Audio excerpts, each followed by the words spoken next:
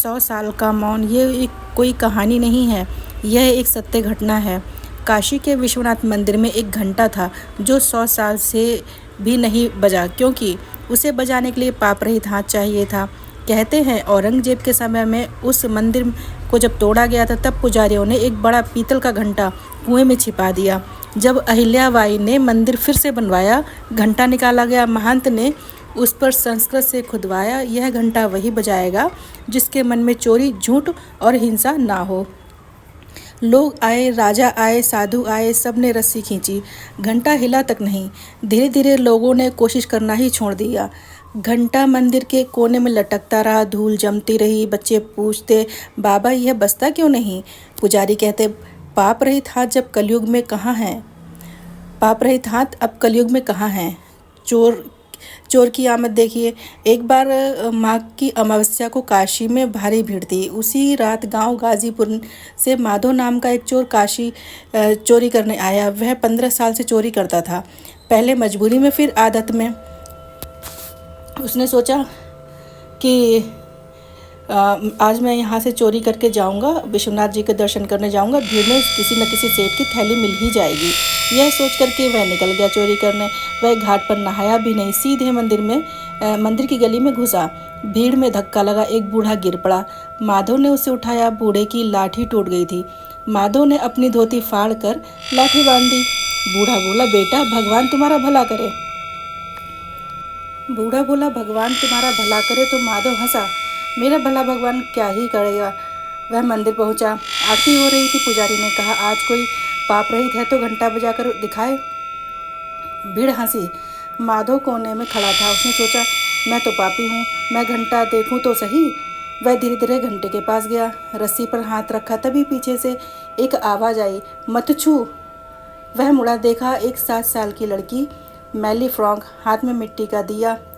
लड़की बोली, तुम बजाओगे तो बजेगा नहीं, सब हंसेंगे। माधव बोला, तू कौन है? लड़की बोली, मैं गंगा किनारे फूल बेचती हूँ। माँ बीमार है, आज दिया चढ़ाने आई हूँ। पंडित जी ने कहा घंटा था पापी से नहीं बजता। माधव ने पूछा, तू पापी है? लड़की हंसी, मैंने कल एक बेर चुरा कर खा लिया था। माधव का हाथ रुक गया। उसने पहली बार किसी को अपने जैसा देखा। आरती खत्म हुई, भीड़ छटने लगी। लड़की ने दिया जलाकर शिवलिंग के पास रख दिया, फिर लौटकर बोली, तुमने उस बूढ़े को उठाया था, मैंने देखा था। माधव चौंका, तू वहाँ खड़ी थी? लड़की बोली, तुम चोर हो ना? माधव ने सिर झुका लिया। लड़की ने उसकी हथेली पकड़ी और कहा, चलो दोनों खींचते हैं, पाप आधा आधा बढ़ जाएगा। माधव हंसा, पाप बढ़ता नहीं है। फिर भी उसने लड़की का हाथ पकड़ लिया। दोनों ने मिलकर रस्सी खींची। पहले कुछ नहीं हुआ, फिर घंटा हल्का सा हिला, धूल छटी। दूसरी बार खींचा, एक धीमी गूंज निकली। तीसरी बार दोनों ने पूरी ताकत लगाई, घंटा बजा। 100 साल बाद काशी का वह घंटा बजा। आवाज़ ऐसी गूंजी कि कबूतर उड़ गए। पुजारी थाली छोड़कर दौड़े, भीड़ रुक। 100 साल बाद काशी का वह घंटा बजा। आवाज़ ऐसी गूंजी कि कबूतर उड़ गए। पुजारी थाली छोड़कर दौड़े, भीड़ रुक गई। पुजारी चिल्लाए, किसने बजाया? माधव डर गया, भागने लगा। लड़की ने उसका कुर्ता पकड़ लिया, बोली, भागो मत। पुजारी ने देखा, एक चोर और एक फूल वाली। वह बोला, असंभव, तुम दोनों पापी हो। माधव ने हाथ जोड़कर कहा, महाराज मैं चोर हूँ, मैंने जीवन में सैकड़ों जेबें काटी हैं, आज भी चोरी करने आया था, पर इस बच्ची ने मेरा हाथ पकड़ा। इसने कहा पाप बांट लेते हैं। मैंने सोचा अगर पाप बांट सकते हैं तो फिर शायद पुण्य भी। लड़की बोली, मैंने बेल चुराया था। पुजारी चुप रहा। महंत आए, उन्होंने घंटा देखा, रस्सी देखी, बोले, 100 साल में पहली बार बजाया ये घंटा। शास्त्र कहता है पाप रहित हाथ चाहिए, इसका अर्थ तुमने गलत समझा। लोगों ने पूछा, क्या गलत है? महंत बोले, पाप रहित का अर्थ निष्पाप होना नहीं होता है, अपने पाप को जानना है।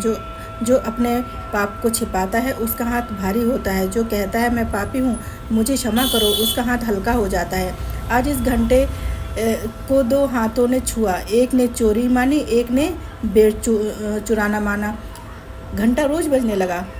उस रात के बाद महंत ने नियम बदल दिया। अब आरती से पहले पुजारी कहता, जिसने कोई भूल ना की हो आए और घंटा बजाए। पहले दिन कोई नहीं आया। दूसरे दिन हलवाई आया, बोला मैंने घी में मिलावट की। उसने रस्सी खींची, घंटा बजा दिया। फिर एक छात्र आया, बोला मैंने माँ से झूठ बोला, घंटा बजा। माधव ने चोरी छोड़ दी। वह गंगा किनारे नाव चलाने लगा। लड़की का नाम गौरी था। माधव ने उसकी माँ का इलाज कराया। गौरी अब फूल नहीं बेचती, मंदिर में दिया जलाती है। लोग पूछते हैं घंटा अब रोज कैसे बजता है। पुजारी जी हंसकर कहते हैं क्योंकि काशी में अब लोग पाप नहीं छिपाते, मान लेते हैं। 100 साल का मौन इसलिए नहीं था कि दुनिया में कोई पवित्र नहीं था, मौन इसलिए था सब खुद को पवित्र समझते थे। जिस दिन हम अपने भीतर की चोरी, अपना छोटा सा बिर चुराना स्वीकार कर लेते हैं, उसी दिन हमारे हाथ भी घंटा बजा देते हैं। और काशी का वह घंटा आज भी बजता है, हर शाम किसी न किसी हल्के हाथ से। हर हर महादेव, हर हर महादेव।